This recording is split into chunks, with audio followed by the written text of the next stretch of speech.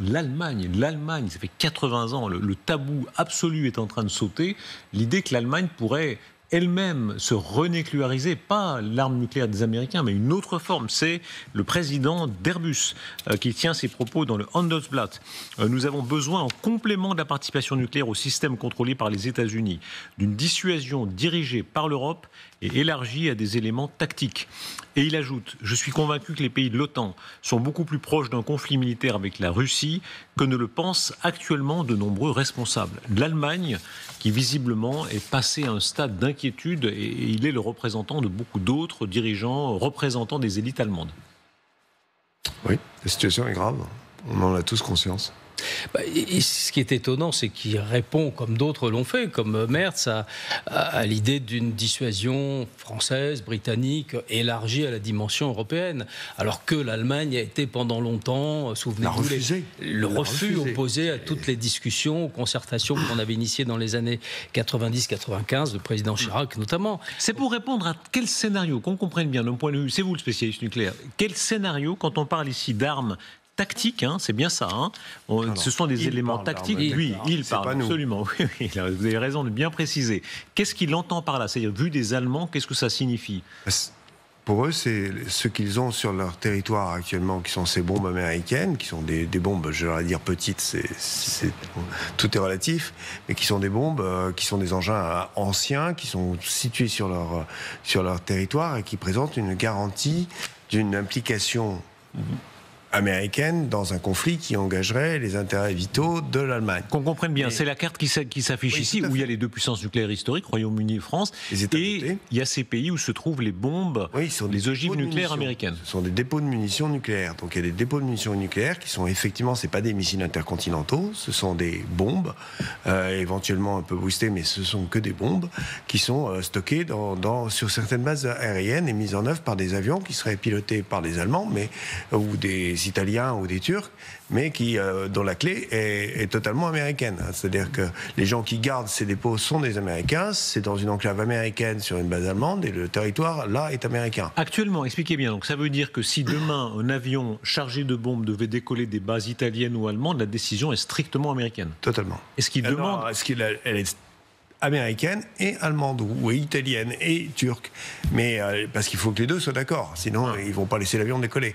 Donc ils sont d'accord pour que ça décolle, mais de toute façon il se passera rien si il n'y a pas les bons codes dans la bombe pour exécuter la mission. Donc voilà. Quel est le changement que demandent ici certains Allemands? Qu'on comprenne bien la différence avec la situation actuelle. Les Allemands commencent à se dire qu'à défaut des Américains, ils sont en train d'envisager que les Américains pourraient replier ces bombes aux États-Unis, et ça c'est totalement à la main des Américains, et les Allemands ne pourront pas s'y opposer, donc ils aimeraient bien qu'en contrepartie ou pour compenser, la France place un équivalent qui chez nous ne pourrait être qu'un missile air-sol moyenne portée amélioré, la missile ASMPA, c'est déjà beaucoup mieux qu'une bombe, posé chez eux, et puis on les aura en dépôt chez eux pour qu'il y ait une garantie. Ce problème, c'est qu'il faudrait non seulement qu'on mette des bombes, mais il faudrait aussi qu'on mette des rafales, parce que ça ne va pas sous le F-35, si vous voyez ce que je veux dire.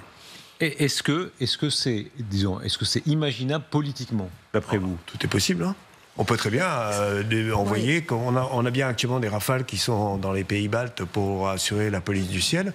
On peut mettre des rafales. Maintenant, c'est quand même une délocalisation qui n'est pas anodine. Ça, on a compris que c'est pas anodin, ça c'est sûr. Et par conséquent, c'est vraiment la décision au plus haut niveau politique. C'est bien à ce niveau-là qu'elle doit être prise. Et puis ça suppose que les Allemands l'acceptent aussi, Dans les pays baltes, ça reste français, c'est parce que y a un déploiement français. Là, en Allemagne, ce qu'ils demandent, non, mais c'est surtout qu'un avion. C'est complètement différent. Oui, est-ce que c'est possible politiquement? Qu'est-ce qui se passerait politiquement, Sylvie? Je pense qu'il faudrait le traiter. Pardon?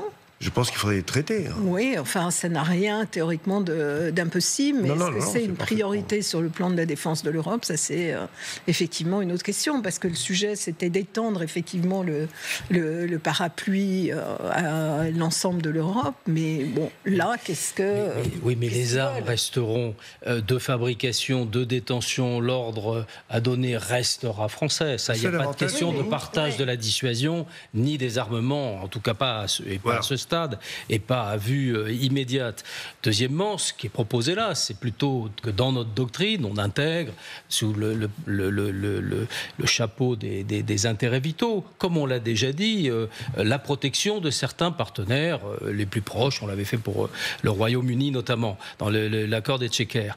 Et puis il y a une deuxième idée, mais celle-là, elle impliquerait que les Européens aient une espèce de défense multicouche stratégique qui comporte à la fois des moyens de la dissuasion conventionnelle, des missiles longue portée, de frappe dans la profondeur, le complément de bouclier antimissile, et puis le toit, c'est-à-dire les fondations, les murs et le toit qui peut être la dissuasion nucléaire française, élargie à des stratégies qu'on appelle de déni d'accès, qui a fonctionné en Ukraine, puisque la gesticulation nucléaire russe a fait qu'il n'y a pas eu d'autres belligérants du côté ukrainien que les Ukrainiens, et qu'on n'a pas escaladé, il n'y a pas eu de frappe massive ou importante ou sévère plutôt sur le territoire russe, et on n'a pas escaladé dans cette guerre. Donc le déni d'accès est une logique qui a toute sa force, mais comme je le dis, ça n'a de sens que si les Européens deviennent un acteur stratégique à part entière à tous les niveaux militaires, et donc oppose une défense multiple. Comment tout cela est-il reçu, Aglaïa Chechova, à Moscou? Les Russes sont tellement attachés à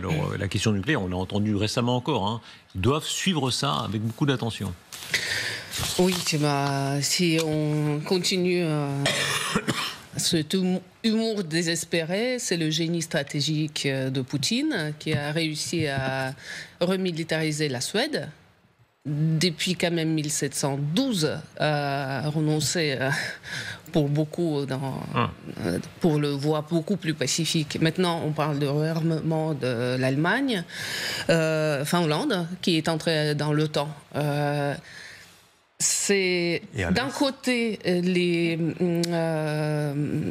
la continuation de ce que Poutine a fait, et d'autre côté, ça approuve ses dépositions sur l'élargissement de l'OTAN. Est-ce que la fibre anti-allemande est encore forte? On a entendu ces derniers jours à quel point il joue sur le côté, évidemment, de souvenir de la Seconde Guerre mondiale. Madame Merkel, souvenez-vous, disait je veux pas, il faut pas donner de chars parce que des chars aillent de nouveau dans le sens ouest-est, c'est inimaginable. C'est une image qui est exploitée et surexploitée. Jusque les dessins animés pour les enfants, il y avait le cas très récent d'un dessin animé sur le petit T-34.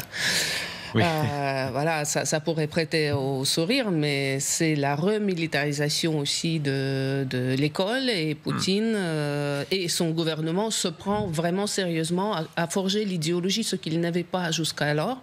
Cette guerre, c'est non seulement le moyen de rester le plus long possible sur son trône, mais aussi c'est le changement du pays très profond.